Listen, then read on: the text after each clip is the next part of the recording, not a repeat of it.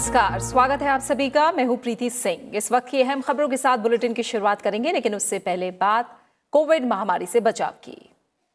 Corona महामारी के खिलाफ पूरा देश एकजुट होकर लड़ रहा है। आप भी हमारे साथ सुरक्षा और बचाव के एहतियाती उपायों का संकल्प लें। अपना मास्क अच्छी तरह से पहने, 2 गज की दूरी का पालन करें, सुरक्षित दूरी बनाए रखें, साथ ही हाथों को बार बार धोएं। और अब शुरुआत करते हैं मुख्य समाचारों के साथ। लद्दाख के नक्शे को चीन का हिस्सा बताने के विवाद पर ट्विटर ने संसदीय समिति से मांगी लिखित माफी। गलती सुधारने के लिए 30 नवंबर तक का मांगा समय। डेटा प्रोटेक्शन बिल पर गठित संसद की संयुक्त समिति के सामने दिया हलफनामा।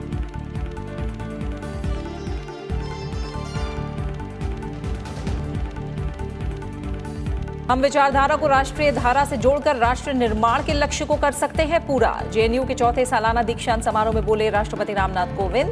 विश्वविद्यालयों से संक्रामक बीमारियों के क्षेत्र में शोध और नवाचार को बढ़ावा देने पर दिया जोर।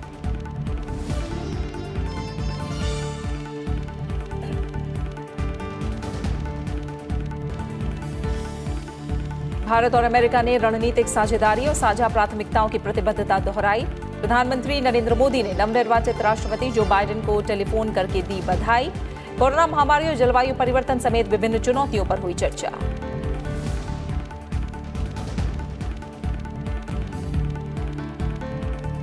देश में कोविड-19 से स्वस्थ होने वालों की दर बढ़कर हुई 93.52%। पिछले 24 घंटों में 44,000 से अधिक मरीजों ने दी कोरोना को मात। फाइजर की कोरोना वैक्सीन फाइनल ट्रायल में 95% तक असरदार। और सूर्य उपासना के 4 दिवसीय महापर्व छठ की शुरुआत। नहाय खाए के साथ शुरू हुए पर्व का शनिवार को उगते सूर्य को अर्घ्य के साथ होगा समापन। कोरोना महामारी के चलते कई सावधानियों के साथ मनाया जा रहा है त्योहार।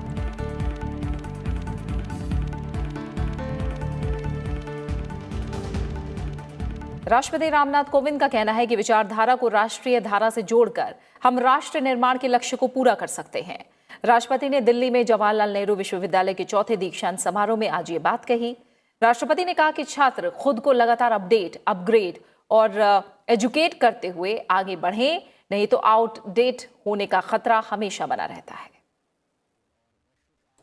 जेएनयू के चौथे दीक्षांत समारोह में राष्ट्रपति रामनाथ कोविंद ने विश्वविद्यालय की सराहना करते हुए कहा कि यहाँ के शिक्षण और रिसर्च दोनों ने ही दुनिया पर असर छोड़ा है। उन्होंने कहा कि समग्र शिक्षा के संदर्भ में जेएनयू युवाओं के कौशल विकास और रोजगार प्रदान करने के उद्देश्य से अध्ययन के नए क्षेत्रों में केंद्र स्थापित करने के लिए कदम उठा रहा है। ये अर्थव्यवस्था में योगदान देते हुए ज्ञान आधारित उद्यम बनाने में सक्षम होगा।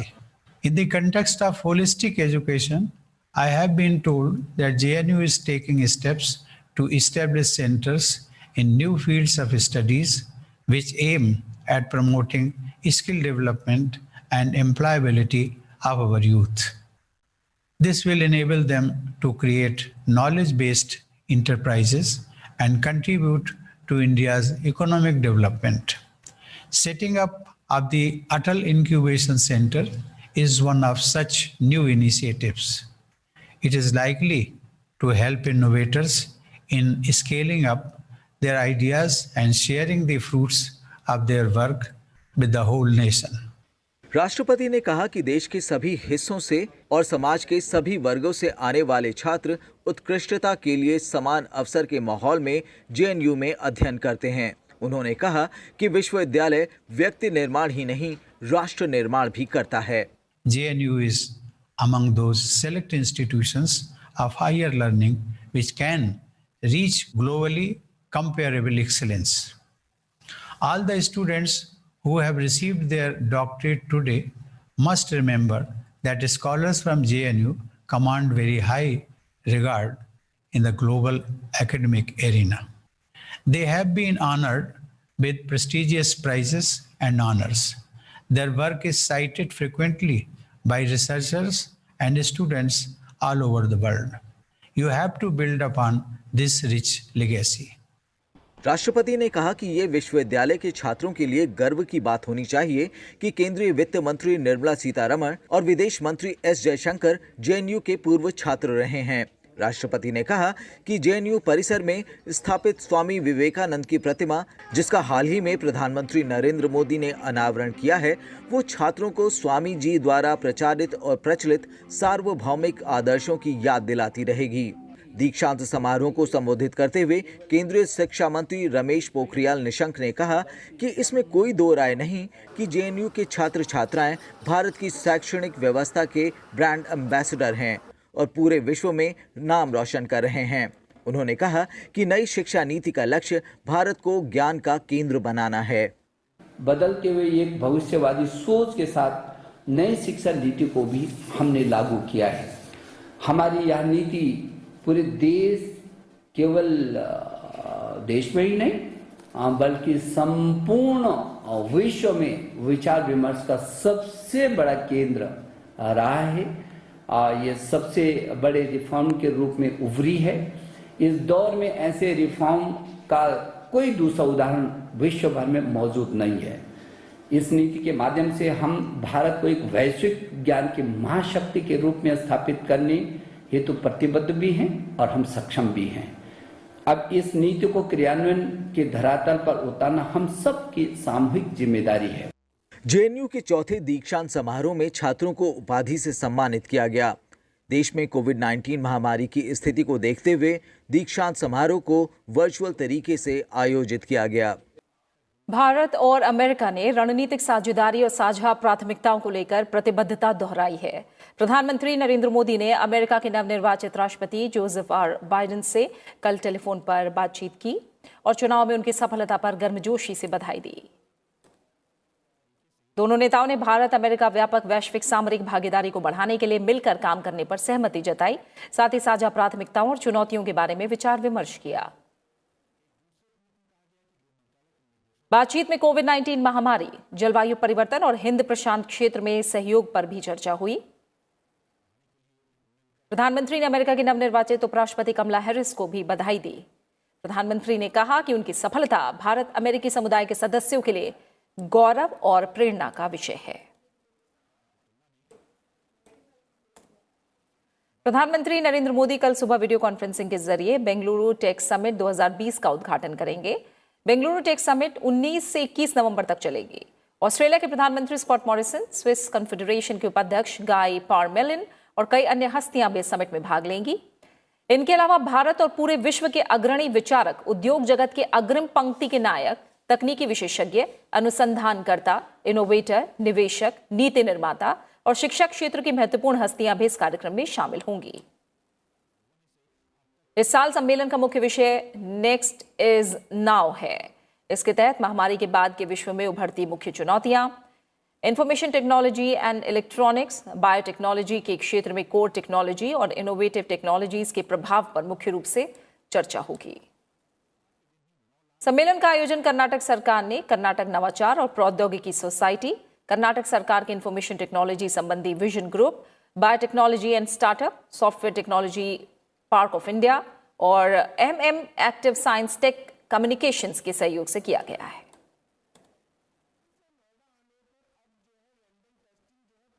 कर्नाटक से राज्यसभा की एक सीट पर उपचुनाव के लिए बीजेपी उम्मीदवार के नारायण ने आज नामांकन दाखिल किया। उपचुनाव के लिए पर्चा दाखिल करने का आज आखिरी दिन था। कल नामांकन पत्रों की जांच होगी, जबकि नाम वापसी की आखिरी तारीख 23 नवंबर है। उपचुनाव के लिए अधिसूचना 11 नवंबर को जारी की गई थी। जरूरत पड़ने पर 1 दिसंबर को सुबह 9 बजे से शाम 4 बजे तक वोटिंग कराई जाएगी और सामान्य प्रक्रिया की तरह मतगणना मतदान पूरा होने के 1 घंटे बाद होगी। 4 दिसंबर से पहले चुनाव प्रक्रिया पूरी कर ली जाएगी। कर्नाटक विधानसभा सचिव MK विशालाक्षी को उपचुनाव के लिए चुनाव अधिकारी नियुक्त किया गया है। बीजेपी सांसद अशोक गस्ती के निधन के बाद ये सीट खाली हो गई थी। कोरोना वायरस से अशोक गस्ती का निधन 17 सितंबर को हुआ था। राज्यसभा सदस्य के तौर पर उनका कार्यकाल जून 2026 में समाप्त होना था।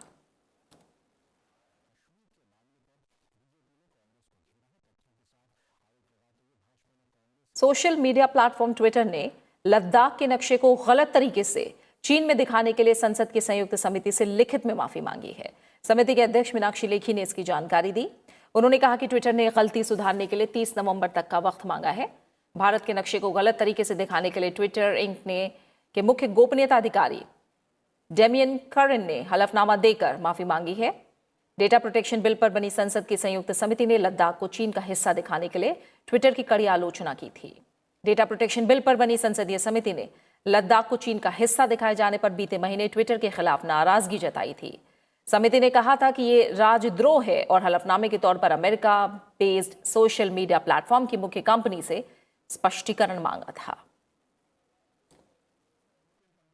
एफिडेविट उनका आया है और वो एफिडेविट डेनियल केरन जो उनके चीफ प्रिवेसी ऑफिसर हैं, उन्होंने जो है वो एफिडेविट साइन किया हुआ है, स्वॉन उनकी तरफ से है, जिसमें उन्होंने कहा है कि वो गलती मानते हैं कि जो गलत तरीके से लद्दाख के हिस्से को गलत जियो टैग करके चीन का हिस्सा दिखाया गया और उसको ठीक करने में उनको 30 नवंबर 2020 तक का समय लगेगा। वो उसको ठीक करके भी देंगे। तो हमें सिर्फ ये है कि ये भारत के लोग, भारत की जनता और भारत की सरकार सब कमिटेड हैं देश की एकता और सुरक्षा को बचाने के लिए। गृह मामलों, कार्मिक, लोक शिकायतों, कानून और न्याय, शिक्षा, महिलाओं, बच्चों, युवाओं और खेल और वाणिज्य से संबंधित स्थायी समितियों की आज अहम बैठक हुई।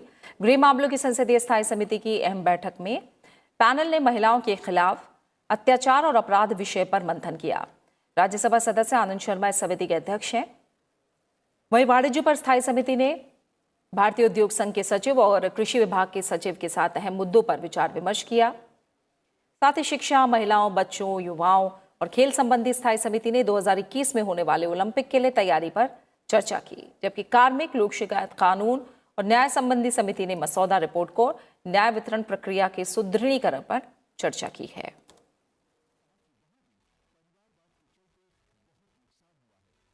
लाभ के पद से संबंधित संयुक्त समिति ने आज अहम बैठक की। इस पैनल की अध्यक्षता लोकसभा सांसद सत्यपाल सिंह ने की। बैठक के एजेंडे में कानून और न्याय मंत्रालय के प्रतिनिधियों के मौखिक साक्ष्य लेना था। पैनल ने लाभ के पद को लेकर संविधान में संशोधन पर भी विचार विमर्श किया। इस समिति में 15 सदस्य होते हैं। 10 सदस्यों को लोकसभा से और राज्यसभा से 5 सदस्यों को चुना जाता है। रक्षा मंत्री राजनाथ सिंह ने आज constitution day youth club activities का उद्घाटन किया। इस दौरान रक्षा मंत्री ने संविधान का जिक्र करते हुए कई अहम बातों की ओर ध्यान दिलाया। राजनाथ सिंह ने कहा कि जिन वजहों से भारत के लोकतंत्र को दुनिया भर में जाना जाता है, हमारा संविधान भी उनमें से एक है। उन्होंने कहा कि हमारा संविधान भारत के लोगों का, भारत के लोगों द्वारा और भारत के लोगों के लिए है। रक्षा मंत्री ने यह भी कहा कि हमारा संविधान हमें अनुशासन के साथ साथ विविधता में भी एकता और अखंडता का पाठ पढ़ाता है। उन्होंने कहा कि युवा शक्ति को मजबूत करने और उसे आगे ले जाने के लिए एनसीसी, नेहरू युवा केंद्र संगठन, NSS, Hindustan scouts and guides, Bharat scouts and guides और रेड क्रॉस सोसाइटी जैसे अनेक संस्थाएं कार्यरत हैं। छठे संविधान दिवस से एक हफ्ता पहले आयोजित इस कार्यक्रम में रक्षा मंत्री ने कहा कि 2014 में देश सेवा का अवसर मिलने के साथ ही सरकार ने जो प्रमुख प्रयास किए थे, संविधान दिवस का मनाया जाना भी उनमें से एक है। राजनाथ सिंह ने युवाओं से आह्वान किया कि वो संविधान के मूल्यों को सर्वोपरि रखते हुए नए भारत के निर्माण में हर संभव योगदान दें। हमारा संविधान भारत के लोगों का, भारत के लोगों द्वारा और भारत के लोगों के लिए है। हमारा संविधान हमें सिखाता है कि हम एक बने और नेक बने। यह हमें अनुशासन और विविधता में भी एकता और अखंडता का पाठ पढ़ाता है। स्वतंत्रता, समानता, सामाजिक समरसता और सद्भावना, मैं ये मानता हूं कि इसके मूल स्तंभ हैं और इसकी प्रस्तावना का पहला शब्द यानी हम अपने आप में बहुत कुछ कह देता है। संतुलित एफटीए यानी मुक्त व्यापार समझौता विदेश मंत्री एस जयशंकर ने कहा है कि भारत एक निष्पक्ष और संतुलित एफटीए यानी मुक्त व्यापार समझौता चाहता है। यूरोपीय नीति अध्ययन केंद्र में वर्चुअल संबोधन में विदेश मंत्री ने कहा कि उनकी सरकार सत्ता में आने के बाद से लगातार वार्ता की आवश्यकता पर जोर दिया है। वो समझते हैं कि यूरोप के साथ एफटीए एक आसान समझौता नहीं है। उन्होंने क्षेत्रीय व्यापक आर्थिक भागीदारी आरसीईपी को लेकर विदेश मंत्री ने कहा कि इसमें हमारी कई मूल चिंताओं को संबोधित ही नहीं किया गया। एस जयशंकर ने संयुक्त राष्ट्र में उचित परिवर्तन लाने की जरूरत पर भी जोर दिया है। We want a fair and balanced FTA, but of course, obviously, what is fair and balanced itself is the subject of negotiation.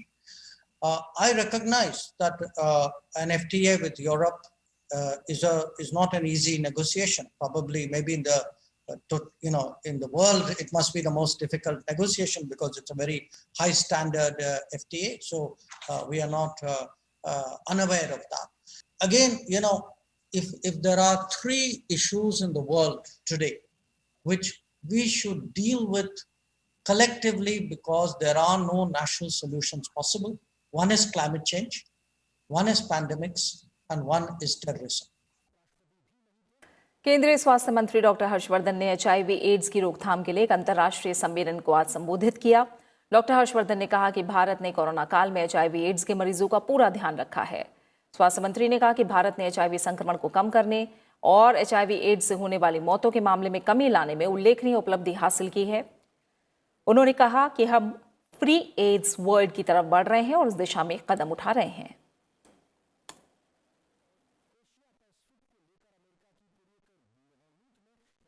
बात कोविड अपडेट की। भारत में पिछले 1.5 महीने से कोरोना के दैनिक मामलों की तुलना में प्रतिदिन ठीक होने वालों की संख्या में लगातार बढ़ोतरी का ट्रेंड जारी है।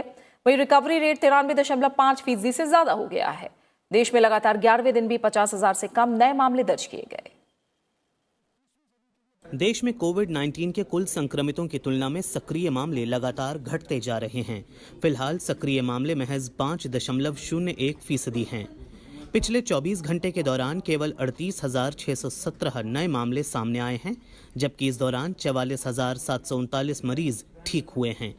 इससे सक्रिय मामलों की संख्या 6,122 घटने के बाद 4,46,805 रह गई है। पिछले 24 घंटे के दौरान कोरोना से 474 लोगों की मौत हुई है। देश में मृत्यु दर 1.47% है, जो विश्व के अन्य देशों की तुलना में काफी कम है। 474 लोगों की मौत के साथ मृतकों का आंकड़ा 1,31,000 के पास पहुंच गया है। हालांकि इस बीच रिकवरी रेट में लगातार सुधार जारी है और ये 93.52% तक पहुंच गया है। केंद्रीय स्वास्थ्य मंत्रालय के अनुसार अब तक 83,35,000 से ज्यादा रोगी इलाज के बाद स्वस्थ हो चुके हैं। 38,000 से ज्यादा नए मामलों के सामने आने के साथ कुल संक्रमितों का आंकड़ा 89 लाख से ज्यादा हो गया है। देश में कोरोना की टेस्टिंग क्षमता में विस्तार की कोशिशें तेज कर दी गई हैं। ICMR के मुताबिक पिछले 24 घंटे में 9,37,000 से अधिक टेस्ट हुए हैं, जिन्हें मिलाकर अब तक कुल 12,74,00,000 कोविड परीक्षण हो चुके हैं। मॉडर्ना और फाइजर कंपनी के अपने वैक्सीन के 95% तक कामयाब होने के दावे के बाद चीन ने भी उसकी वैक्सीन कोरोना वैक के शुरुआती चरण के ट्रायल में सुरक्षित होने की बात कही है। इसमें कोरोना के खिलाफ प्रभावी एंटीबॉडीज विकसित की हैं। इससे संबंधित अध्ययन रिपोर्ट को लैंसेट इन्फेक्शियस डिजीज नामक पत्रिका में प्रकाशित किया गया है। अध्ययन में कहा गया है कि वैक्सीन पहले टीकाकरण के 28 दिन के भीतर लोगों में एंटीबॉडीज प्रतिक्रिया पैदा कर सकती है। कोरोना वैक चीनी बायोफार्मास्यूटिकल कंपनी सिनोवैक की ओर से विकसित संभावित कोविड-19 वैक्सीन है। फाइजर बायोएनटेक की वैक्सीन तीसरे चरण के अंतरिम नतीजे में 95% प्रभावी साबित होने और इसका कोई साइड इफेक्ट देखने को नहीं मिलने का दावा भी किया गया है। वहीं रूस ने वैक्सीन स्पुतनिक के 92% प्रभावी होने का दावा किया है। इस बीच वैज्ञानिकों का कहना है कि भारत के मौसम के लिहाज से प्रोटीन आधारित वैक्सीन अधिक उपयुक्त हो सकती है।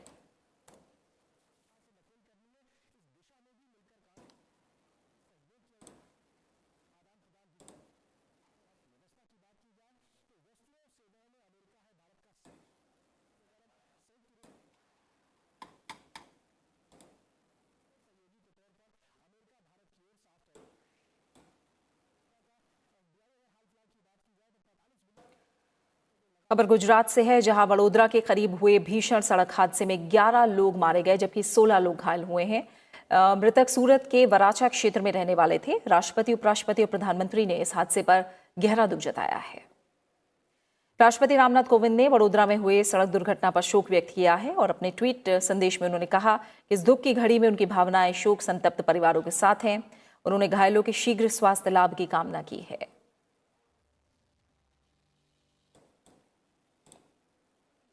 उपराष्ट्रपति एम वेंकैया नायडू ने भी हादसे पर गहरा दुख जताया है। उन्होंने कहा कि हताहत नागरिकों के लिए ईश्वर से प्रार्थना करता हूं और उनके परिजनों के प्रति हार्दिक संवेदना व्यक्त करता हूं।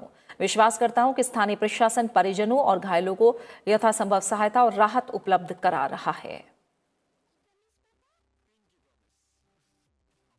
हादसे पर प्रधानमंत्री नरेंद्र मोदी ने गहरा शोक व्यक्त किया है और कहा है कि मेरी सहानुभूति उन लोगों के साथ है जिन्होंने अपने प्रियजनों को खो दिया है। ईश्वर से प्रार्थना है कि घायल जल्द ठीक हो जाएं। प्रशासन दुर्घटना स्थल पर हर संभव सहायता प्रदान कर रहा है।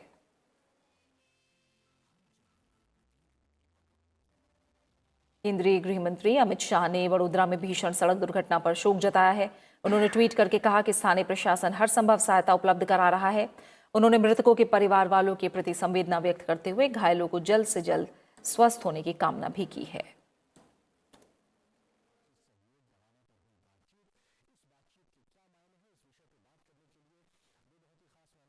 जानी मानी साहित्यकार, गोवा के पूर्व राज्यपाल और पूर्व राज्यसभा सदस्य मृदुला सिन्हा का आज निधन हो गया। राष्ट्रपति, उपराष्ट्रपति और प्रधानमंत्री समेत कई केंद्रीय मंत्रियों ने उनके निधन पर दुख जताया है। राष्ट्रपति रामनाथ कोविंद ने ट्वीट संदेश में लिखा कि उत्कृष्ट लेखिका और शिक्षिका मृदुला सिन्हा देश की, विशेष रूप से बिहार की स्थानीय परंपराओं और सांस्कृतिक जीवन को गहराई से समझती थीं।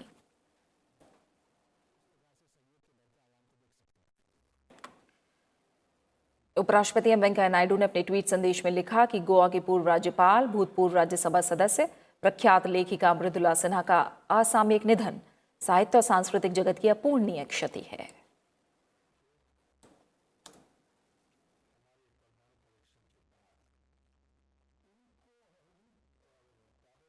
प्रधानमंत्री नरेंद्र मोदी ने कहा कि मृदुला सिन्हा हमेशा जनसेवा को लेकर अपने प्रयासों के लिए याद की जाएंगी। वो एक कुशल लेखक थी जिन्होंने संस्कृति के साथ साथ साहित्य की दुनिया में भी बहुत बड़ा योगदान दिया है।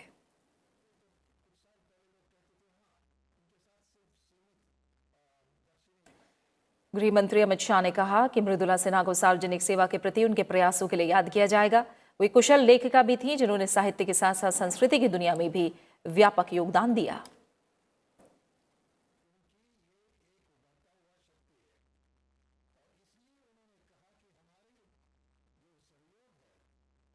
मृदुला सिन्हा 77 वर्ष की थी और दीपावली की रात दिल का दौरा पड़ने के बाद उन्हें दिल्ली के फोर्टिस अस्पताल में भर्ती कराया गया था। 27 नवंबर 1942 को बिहार के मुजफ्फरनगर में जन्मी मृदुला सिन्हा गोवा की पहली महिला राज्यपाल थी। राजनीति के अलावा साहित्य की दुनिया में भी उनका नाम काफ़ी ऊंचा था। उन्होंने अपने जीवन में 45 से ज़्यादा किताबें और उपन्यास लिखे। साहित्य जगत में योगदान के लिए उन्हें कई पुरस्कार और सम्मान भी मिले।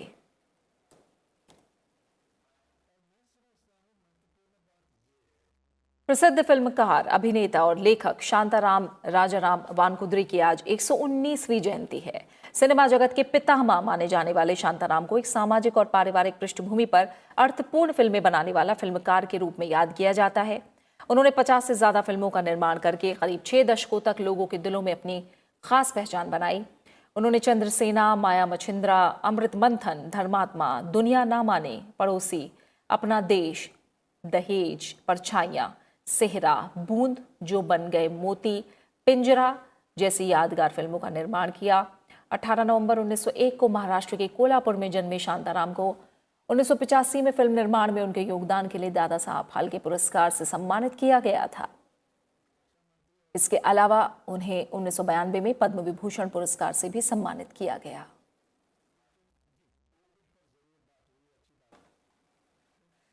देश भर में 4 दिन का छठ पर्व परंपरागत नहाय खाए अनुष्ठान के साथ शुरू हो गया है। यह पर्व शनिवार सवेरे उदय होते सूर्य को अर्घ्य देने के बाद संपन्न होगा। आज श्रद्धालुओं ने स्नान के बाद नहाय खाए की रस्म के तहत अरवा चावल, चना दाल और लौकी के पके हुए खाद्य पदार्थ का सेवन किया। कल खरना मनाया जाएगा। उसके बाद 72 घंटे का निर्जल उपवास शुरू होगा जो शनिवार की सुबह समाप्त होगा।